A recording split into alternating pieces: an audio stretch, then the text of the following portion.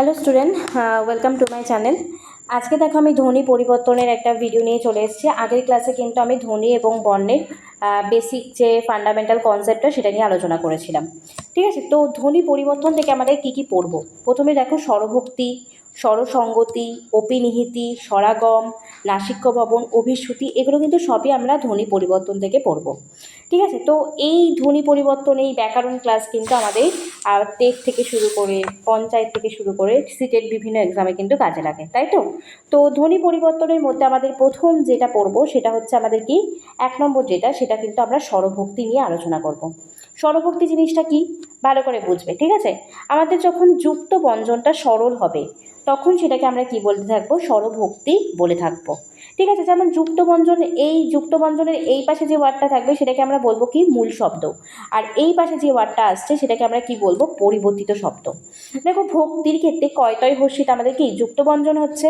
এই যুক্ত ব্যঞ্জনটা যখন সরল হচ্ছে, যেমন দেখো পুরোপুরি সিম্পল হয়ে যাচ্ছে ভকত, এটা আমাদের কি? এটা হচ্ছে আমাদের স্বরভক্তি। পরবর্তী এক্সাম্পল দেখো কি আছে? যত্ন। এটা কি হয়ে যাচ্ছে? যতন হয়ে যাচ্ছে না? তখন এই যতনটাই হয়ে যাচ্ছে আমাদের স্বরভক্তি, মানে এখানে যুক্ত ব্যঞ্জনটা পুরোপুরি সরল হয়ে যাচ্ছে। ঠিক আছে, বইয়ের অত ডেফিনেশন পড়ে লাভ নেই, কি বুঝতে বুঝতে অনেক টাইম চলে যায়। একটা সোজা ট্রিক্সের মাধ্যমে মনে রাখবে, আর কখনো ভুলবে না। এবারে আমাদের 2 নম্বর যেটা চলে যাব, অপিনিহিতি। অপিনিহিতির ক্ষেত্রে মনে রাখবে হর্ষই আর হস্য, ঠিক আছে, তার আগে উচ্চারণ, মানে হস্যি যখন থাকবে হর্ষই হয়ে যাবে, হস্যু যখন থাকবে হস্যু হয়ে যাবে, তখন এর ক্ষেত্রে আমাদের অপিনিহিতি হয়। এক্সাম্পল দেখো কি আছে?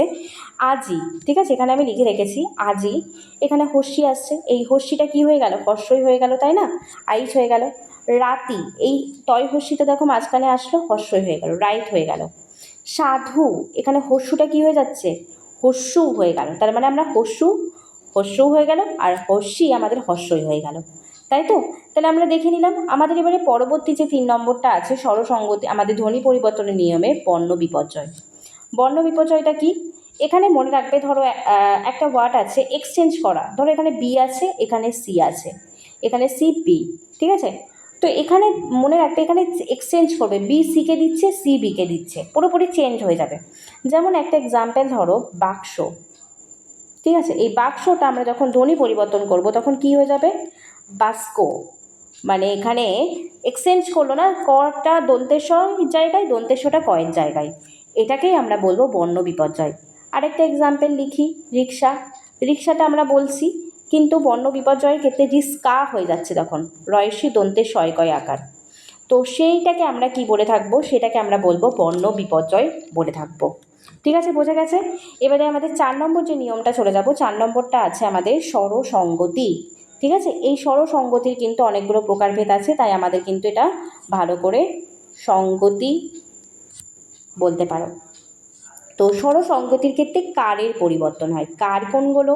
আমরা জানি, আমরা করতাম হস্যিকার, দীর্ঘিকার, হস্যুকার, তারপর দীর্ঘকার, ওকার, ঔকার, এই কারগুলোর পরিবর্তন হবে। কিভাবে পরিবর্তন হচ্ছে এক্সাম্পলের মাধ্যমে আমরা দেখে নিই।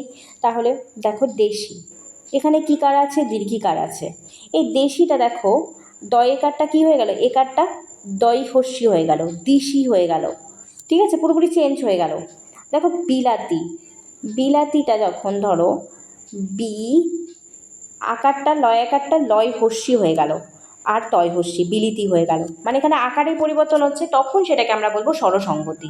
তাহলে আমরা কি জানলাম? স্বরভক্তির ক্ষেত্রে আমরা জানলাম হচ্ছে যুক্ত ব্যঞ্জন সরল হচ্ছে, অপিনিহিতির ক্ষেত্রে হস্যিটা হর্ষই হয়ে যাচ্ছে, আর হস্যুটা হস্যু, আর বর্ণ বিপর্যয়ের ক্ষেত্রে এক্সচেঞ্জ হচ্ছে। আর আমরা এটা কি বললাম? স্বরসঙ্গতি। স্বরসঙ্গতির ক্ষেত্রে কিন্তু আকারের পরিবর্তন হচ্ছে। এই স্বরসঙ্গতিকে আমরা আবার কতগুলো ভাগে ভাগ করতে পারবো, ঠিক আছে? তো স্বরসঙ্গতির ক্ষেত্রে আমরা সেই প্রথম যে ভাগটা স্বরসঙ্গতির, এটা কিন্তু স্বরসঙ্গতির ভাগের মধ্যেই আমি করছি, আদি স্বরাগম। আদি স্বরাগম মানে কি? দেখো, আদিতে মানে প্রথমে একটা ওয়ার্ড আসবে, আগমন ঘটবে, আগমন আসছে, তাই না? স্কুল, এই স্কুল ওয়ার্ডটা যখন দেখো, আমি যখন স্কুল লিখলাম তখন প্রথমে একটা শব্দ আসলো না, স্কুল, হর্ষই আসলো না, এটাকে আমরা বলবো আদি স্বরাগম। ঠিক আছে, এবারে আমাদের চলে যাব 2 নম্বর, মধ্য স্বরাগম। মধ্য স্বরাগমের আরেকটা নাম মনে রাখবে, বিপ্রকর্ষ, যেটা পরীক্ষায় কিন্তু অবশ্যই আসে। আবার অনেক সময় মধ্য স্বরাগমের আরেকটা নাম বলে থাকে স্বরভক্তি। স্বরভক্তি। মধ্য স্বরাগমের ক্ষেত্রে কেমন এক্সাম্পল, যেমন ধরো ধর্ম, এই ধর্মটা যখন ধরম হয়ে যাচ্ছে তখন মাঝখানে একটা ওয়ার্ড আসছে না, মাঝখানে, এটাকে আমরা বলবো মধ্য স্বরাগম বা বিপ্রকর্ষ। ঠিক আছে। সি আরেকটা কি আছে, অন্তঃস্বরাগম, এটা স্বরসংগতির ভাগে পড়ছি কিন্তু, ঠিক আছে। অন্তঃস্বরাগম কোনটা, যখন অন্তঃস্বরাগমকে আমরা বলতে পারি স্বরলোপ পায়, ঠিক আছে, অনেক সময় বলতে পারি স্বরলোপও পেয়ে থাকে। যেমন ধরো এখানে আছে স্কুল, স্কুল, এই স্কুলটা আমাদের কি হয়ে গেল, স্কুল হয়ে গেল, তো স্বরলোপ পেলো, একটা স্বরধ্বনি লোপ পেয়ে গেল হর্ষইটা, এটাকেই আমরা বলতে পারি স্বরলোপ, ঠিক আছে, বা অন্তঃস্বরাগম। এবারে আমাদের তাহলে ক নম্বর হয়ে গেল আমাদের, দেখো আমরা আলোচনা করে নিলাম চারটে। এবারে আমাদের 5 নম্বর যে ভাগ আছে সেটাকে আমরা চলে যাব, যেটাকে আমরা বলবো নাসিক্য ভবন।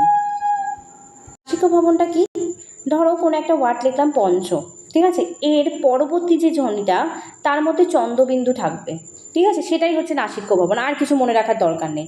যেমন এখানে লিখলাম চন্দ্র, তারপরে দেখবে এটার সাথে চাঁদ, ছয় চন্দ্রবিন্দু আকার রয়েছে, চাঁদ চন্দ্রবিন্দু রয়েছে, এটাকে আমরা নাসিক্য ভবন বলে থাকবো, ঠিক আছে, আর কিছু জানার দরকার নেই। এবারে আমাদের চলে যাব 6 নম্বর, লোক নিরুক্তি। কি চলে গেলাম, লোক নিরুক্তি। লোক নিরুক্তিটা কি, লোক নিরুক্তি দেখবে লোকের মুখে যেটা প্রচলিত, তাই না, আমরা বলি পরিচিত শব্দের প্রভাবে যখন অপরিচিত শব্দটা একটা পরিচিত শব্দের রূপ নেয়। তোমরা এক্সাম্পল হিসাবে দেখো, এখানে আমি লিখলাম হসপিটাল, হসপিটাল, ঠিক আছে, অ্যাকচুয়ালি তো হসপিটাল কথাটা, কিন্তু লোকেদের মুখে কিন্তু এখন বলে থাকে হাসপাতাল, হাসপাতাল, তাই না, বলে থাকে। এই হসটা কি, হাঁস থেকে এসছে, পিতাল কি, পাতাল থেকে এসছে, দেখো হসটা হাঁস থেকে এসছে আর পিতালটা পাতাল, তাই না, একটা লোকের মুখে মানে একটা লোক পরিচিতির মধ্যে লোক নিরুক্তি হচ্ছে না, একটা যেই ওয়ার্ডটা ছিল সেই ওয়ার্ডটাকে কিন্তু আশেপাশে একটা ওয়ার্ড উচ্চারণ করছে।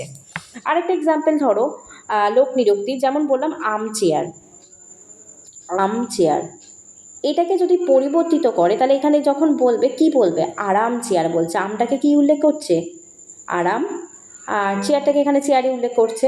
তো এই যে ভাষার পরিবর্তন হচ্ছে, এই যে ধ্বনির পরিবর্তন হচ্ছে, সেটাকে আমরা কি বলে থাকবো, লোক নিরুক্তি বলে থাকবো, ঠিক আছে।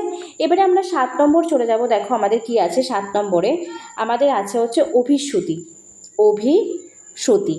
অভিশ্রুতি কোনটা, অভিশ্রুতি মনে রাখবে 3খানা রূপ থাকবে, কটা রূপ থাকবে, 3টে রূপ থাকবে। কি কি রূপ থাকছে, যেমন ধরো আমি বললাম আসিয়া, এটা একটা রূপ, আসিয়া থেকে ধরো বললাম আয়সা, আবার এখন বলছি এসে, 3টে রূপ, আমরা বর্তমানে যেটা বলি এসে, এটা বলি। তো এটার যখন 3টে রূপ থাকবে, আসিয়া থেকে আয়সা, আয়সা থেকে এসে, তখন সেটাকে আমরা কি বলবো, অভিশ্রুতি বলে থাকবো, ঠিক আছে। তো দেখে নিলে তাহলে 7খানা। এবারে আমাদের আরও 3টে জিনিস আছে ধ্বনি পরিবর্তনের, খুব ইম্পর্টেন্ট, সেটা কিন্তু আমাদের মনে রাখতে হবে। প্রথমে চলে যায় সমীভবন, সমীভবন, ঠিক আছে। সমীভবনের ক্ষেত্রে কি, শব্দে যখন একটা বর্ণ বিলুপ্ত হয়ে যায়, যেমন ধরো আমি সমীভবনের ক্ষেত্রে একদম ডিরেক্ট এক্সাম্পলই বলবো, গল্প। এখানে দেখো আমি এই ওয়ার্ডটা লিখলাম ধ্বনি পরিবর্তনের পর গয় পয় পয়, এখানে কিছু বিলুপ্তি হয়েছে বা কিছু চলে গেছে, হ্যাঁ চলে গেছে, কি লটা কিন্তু উঠে গেছে। তাহলে সমীভবনের ক্ষেত্রে দেখবো একটা ওয়ার্ড কিন্তু বর্ণের বিলুপ্ত হচ্ছে এবং অন্য আরেকটা বর্ণই কিন্তু দুবার উচ্চারিত হচ্ছে, দুবার উচ্চারিত হচ্ছে, তাই না, গপ্প, সেটাকে আমরা সমীভবন বলবো। আমি ডিরেক্টলি তারপরেই বর্ণোদ্ধৃত লিখবো, তাহলে তোমরা বুঝতে সুবিধা হবে, ঠিক আছে। এটা আমাদের ক নম্বর হবে, এটা আমাদের বোধহয় 9 নম্বর হবে, তাই না, হ্যাঁ নম্বরগুলো লিখছি কারণ হচ্ছে তোমাদের পরে বুঝতে সুবিধা হবে। দেখো 9 নম্বর বর্ণদ্বিত্ব। বর্ণদ্বিত্বটা কি, ঠিক সমীভবনের মতনই, যেমন ধরো সকাল, আগেরটা একটা বিলোপ হচ্ছিল, এখানে একটা ওয়ার্ড এক্সট্রা অ্যাড হচ্ছে, সকাল, ঠিক আছে, এখানে কি হয়ে গেল, সকাল। যেমন পাকা আছে, এই পাকাটাকে আমরা বললাম পাক্কা, কয় কয় আকার, পাক্কা, ঠিক আছে। এই সমীভবনের সাথে বর্ণাদ্বিতর কী মিল, সমীভবনে এখানে লটা বিলুপ্ত হয়ে যাচ্ছে আর বর্ণাদ্বিতের কাছে একটা ওয়ার্ড অ্যাড হচ্ছে, ঠিক আছে। এবার আমাদের লাস্ট যে ধ্বনি পরিবর্তনের রুলসের মধ্যে আছে বিষমীভবন, যেটা থেকে কিন্তু প্রশ্ন অবশ্যম্ভাবী চলে আসে। বিষমীভবনও খুব সহজ, তো বিষমীভবন চেনার উপায় হচ্ছে, যেমন ধরো লাল আছে, এই লাল শব্দটা বিলুপ্ত হয়ে নাল হয়ে গেল, লটা বিলুপ্ত হয়ে নাল হয়ে গেল, তাই না। শরীর আছে, এই শরীরের দেখো একটা ওয়ার্ড বিলুপ্ত হয়ে অন্য আরেকটা ওয়ার্ড চলে আসলো, সোরেল। এখানে কি অ্যাড হয়েছে বলো তো? লটা অ্যাড হলো আর এখানে নটা অ্যাড হলো। আর বিষমী ভবন কি? একটা বর্ণ বিলুপ্ত হয়ে যাচ্ছে এবং শব্দে নেই এমন একটা বর্ণ আসছে, সেটাকে আমরা বিষমী ভবন বলবো। তাহলে আজকে আমরা কিন্তু আমাদের প্রথম থেকে একদম আমরা কিন্তু বইয়ের ডেফিনেশন অনুযায়ী কিন্তু করালাম না। বইয়ের ডেফিনেশন করালে কিন্তু অনেকটা টাইম চলে যাবে, তাই না? তো ধ্বনি পরিবর্তনের যে আমাদের এতগুলো প্রকারভেদ আছে সেগুলো থেকে কিন্তু আলোচনা করলাম। আমি কিন্তু পরবর্তী ক্লাসে কিন্তু ধ্বনি পরিবর্তনের যে শর্ট কোশ্চেনগুলো কেমন প্রশ্ন দিতে পারে তোমাদের, ধ্বনি পরিবর্তন বা বর্ণ আমি যেটা শেষ করেছি সেটা কিন্তু আলোচনা করেছি। তোমাদের যদি লাইক এবং কমেন্ট করো তাহলেই কিন্তু আমি পরবর্তী ভিডিওটা আনবো। আমি পরবর্তী ভিডিওতে কিন্তু সন্ধি, যেটা কিন্তু সবার একটা গণ্ডগোলের মধ্যে থাকে সন্ধি, তাই না? সেই সন্ধিটা নিয়ে কিন্তু আলোচনা করব।